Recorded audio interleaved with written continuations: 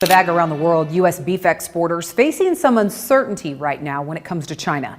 The country has let U.S. beef export facility registrations expire. That happened back on 16th, which has complicated sales of beef processed after that date. And Reuters says it has caused U.S. beef sales to the country to take a dive. The U.S. Meat Export Federation says China represents about $1.6 billion in sales last year. Industry leaders are confident long-standing Chinese restrictions on imports of U.S. beef will be lifted.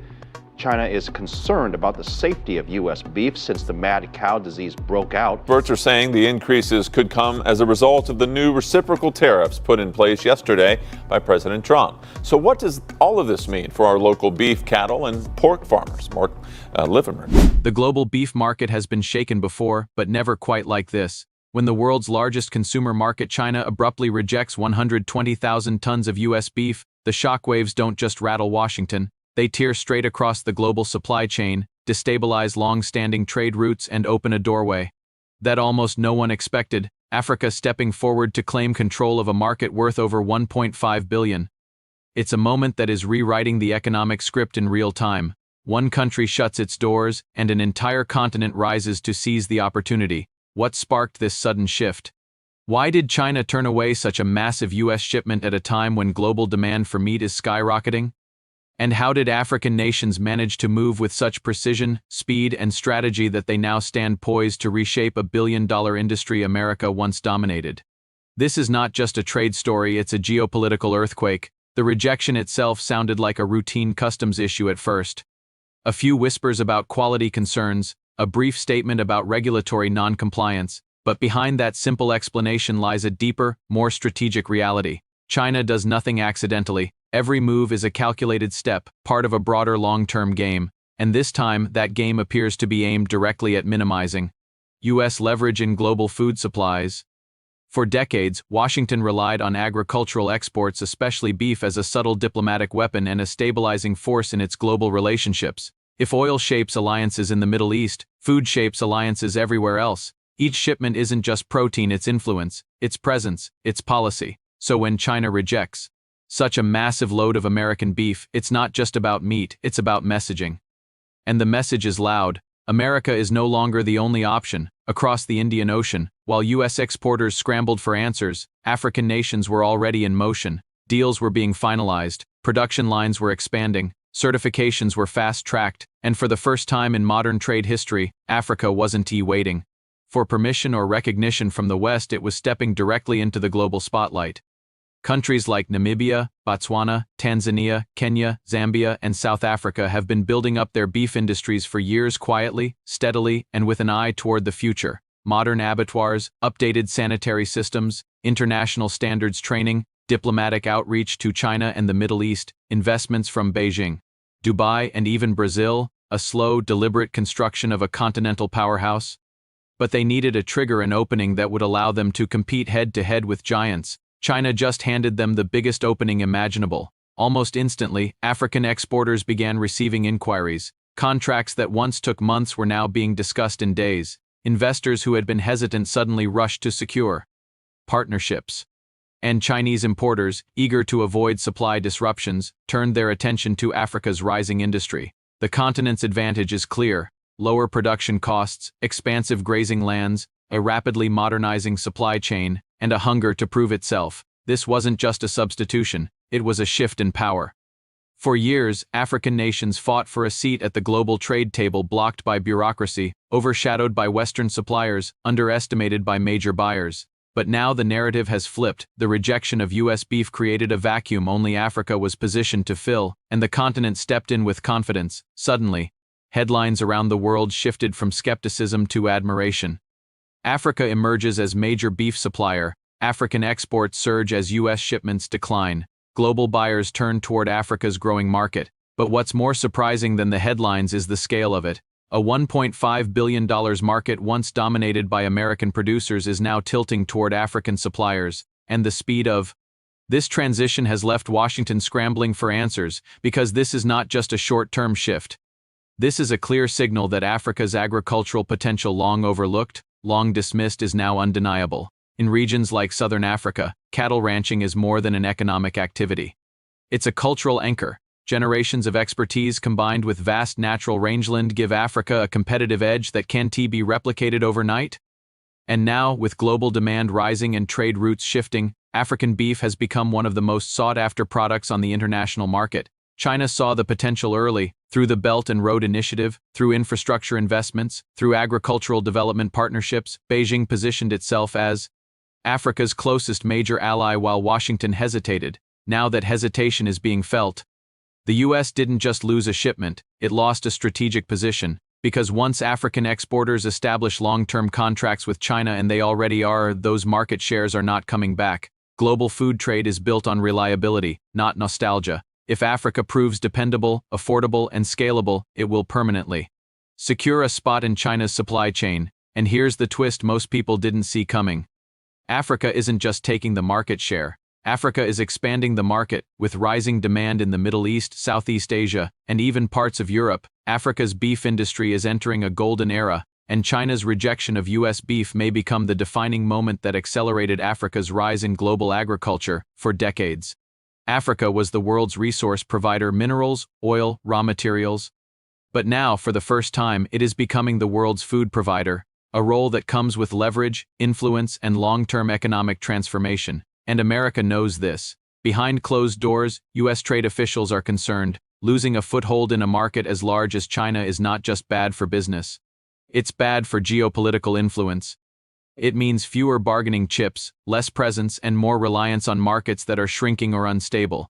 Meanwhile, African nations are celebrating a win that's long overdue, a victory that sends a message to the world. Africa is not just participating, Africa is competing, and Africa is winning. The global beef war has begun, and Africa just became the unexpected power player rewriting the rules. The fallout from China's rejection of the U.S. beef shipment was swift, but the deeper consequences took shape only after the first statements, the first press briefings, and the first political reactions had faded. What emerged next was far more revealing: a global realignment in which Africa was no longer a passive observer but an active challenger. And this shift didn't happen quietly. It unfolded in bold steps, strategic, coordinated, and impossible to ignore.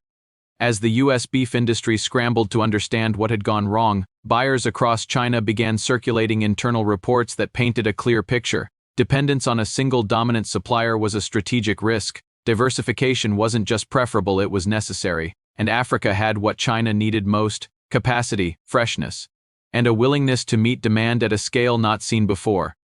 Almost immediately, African ministries of agriculture, trade councils, and private producers moved into a phase of accelerated cooperation. What had previously been slow talks suddenly became urgent negotiations. Embassies received calls from buyers. Factories moved to double production shifts. Export logistics were restructured too. Fast-track compliance. Government inspectors fanned out across major processing facilities to ensure every step met China's strict standards.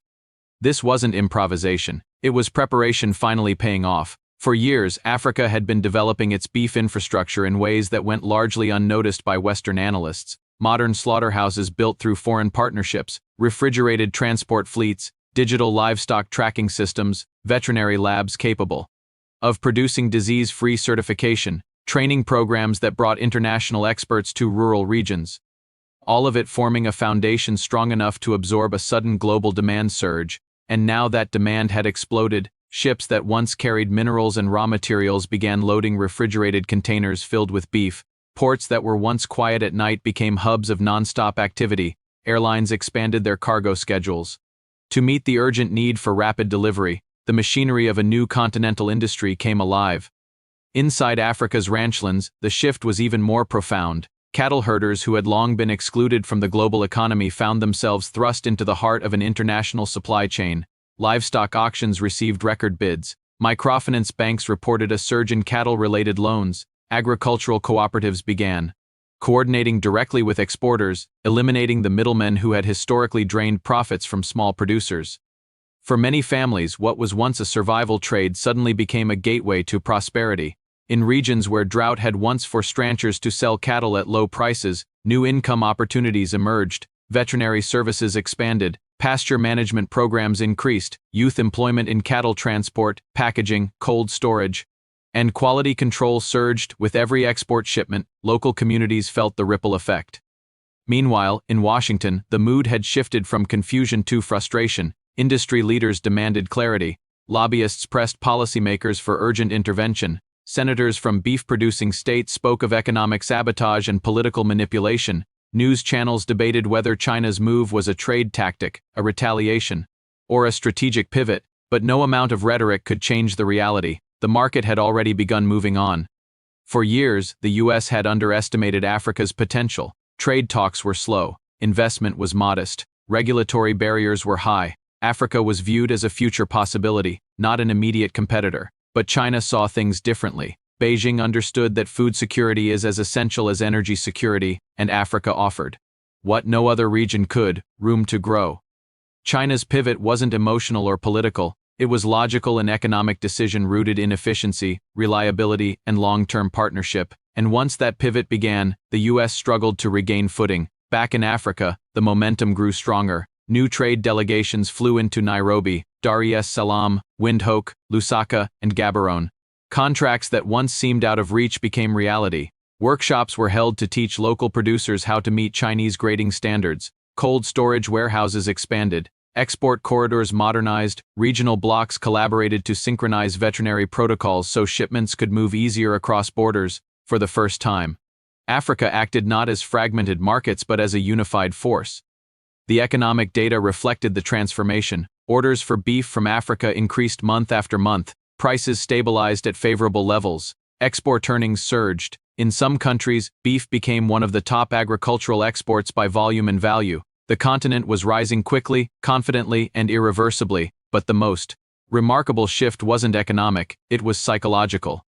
For decades, Africa was told it wasn't ready, told its standards weren't high enough, told its markets were too weak, told its systems were too disorganized. Yet in the moment global demand shifted, Africa proved not only that it was ready but that it could outperform expectations. The rejection of U.S. beef wasn't just an economic event, it became a symbol, a turning point that showed a continent long overlooked that nothing was impossible.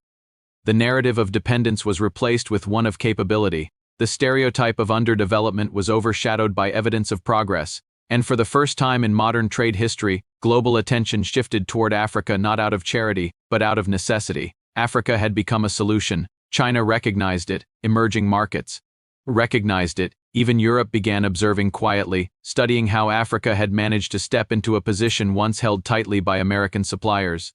And in cities across Africa, Lagos, Kampala, Lusaka, Nairobi, Johannesburg, Windhoek, business conferences buzzed with excitement. Investors saw new revenue streams. Policymakers envisioned broader economic expansion. Young entrepreneurs saw an industry they could finally compete in without Western gatekeepers blocking the door. But beneath the headlines and the diplomatic statements, the reality was even more powerful. Africa had gained leverage. In global trade, leverage is everything. It opens doors, it shapes negotiations, it shifts alliances, and for a continent that has long been treated as a supplier of raw resources, gaining leverage in food production is nothing short of a historical transformation. The U.S. watched in silence as the shift became impossible to undo. Because when a new supplier proves itself reliable and when a buyer as large as China commits to long-term diversification, market shares don't return. Not in agriculture, not at this scale, and not when the economic incentives align so perfectly. Africa wasn't just participating in the global beef market anymore. Africa was shaping it, and the world was beginning to understand that this was only the beginning of a new era, one where Africa no longer waited for opportunities, but created them, claimed them, and defended them. The balance of agricultural power had changed, and the world would never be the same again.